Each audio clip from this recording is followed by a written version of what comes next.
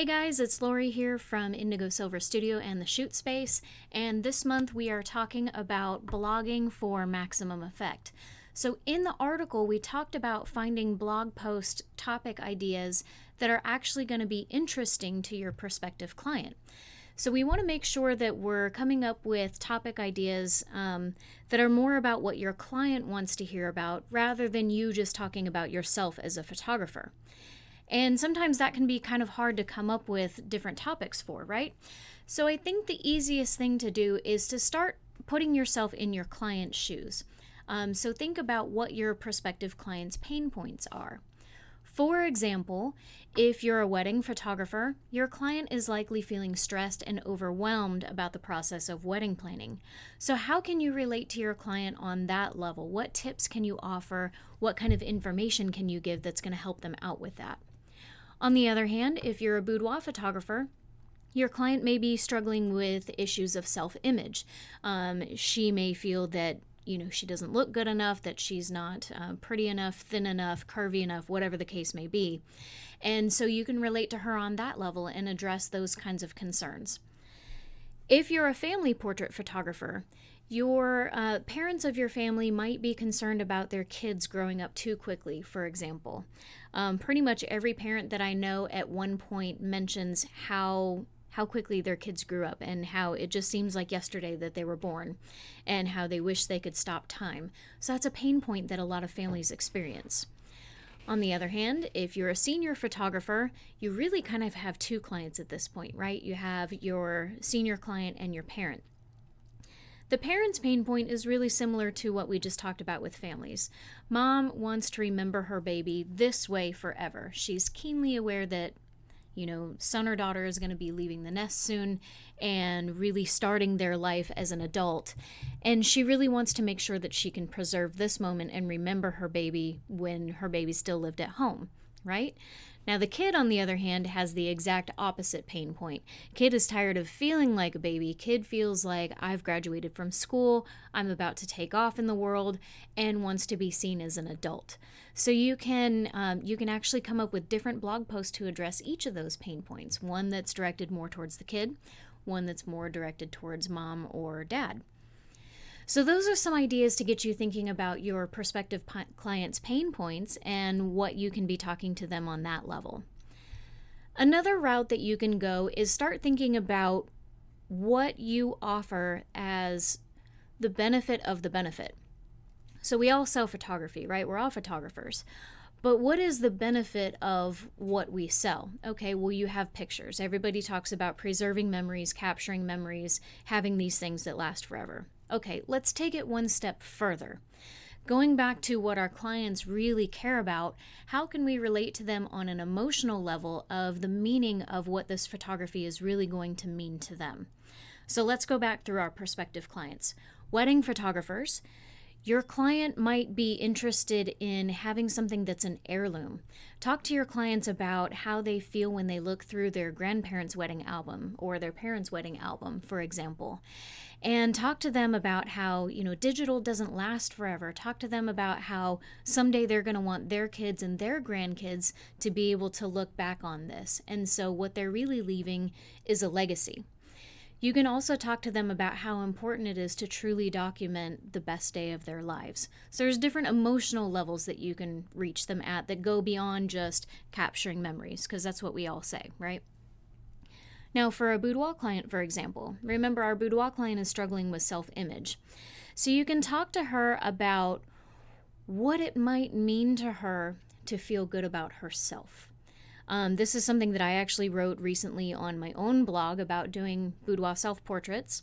And one of the benefits that I talked about was that I actually started wearing shorts again, which is something that I haven't done in a while, because I finally decided that A, I was comfortable with who I was, and B, I cared less about what other people thought of me than before I had that session. So that's something that I talked about. Or you can talk to your clients about, what it would mean to be able to go to the beach with their kids and not feel like they have to cover up the entire time or not shirk going out and playing in the waves.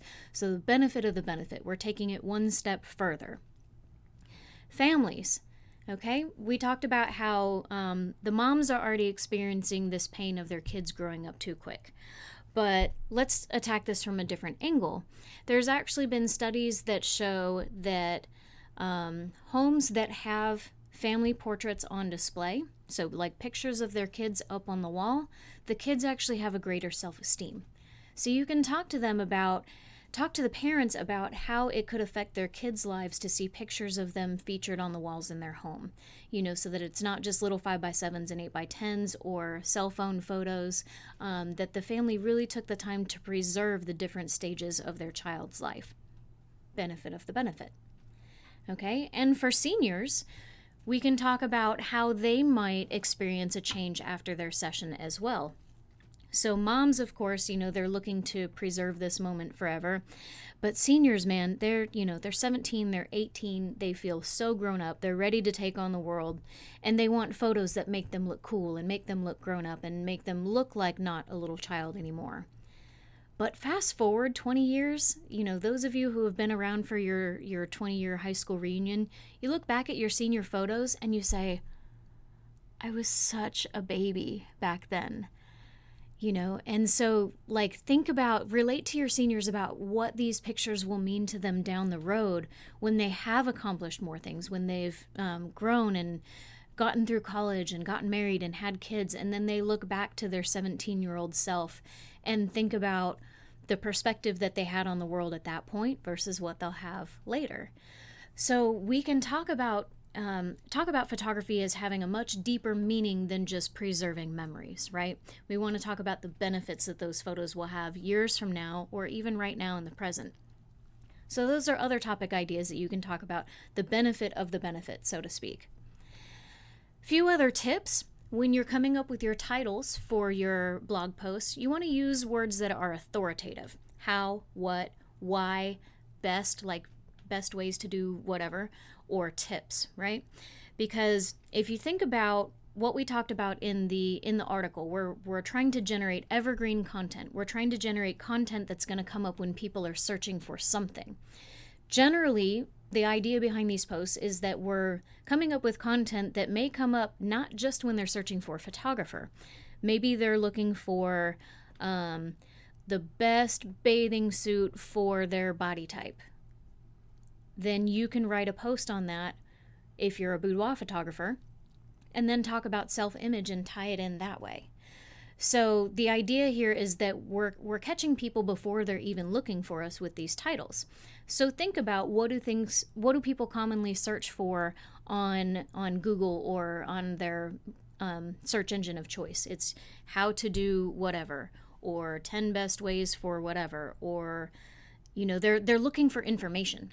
So if you can set up your title to come across as informative, as you have a question, I'm going to give you the answer, they're going to be much more likely to click. So use those authoritative words, the how, what, why, best, and tips.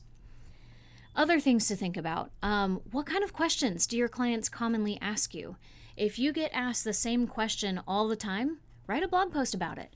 But don't just answer the question. You want to expand on it. You want to give them additional things to think about. You want to give anecdotal insights. You want to do a little bit of storytelling.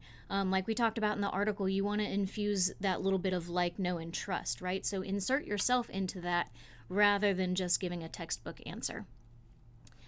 Another question is like, why are things the way they are? So if there's something that you feel that photographers generally understand about the photographic industry, but clients don't, explain that to them.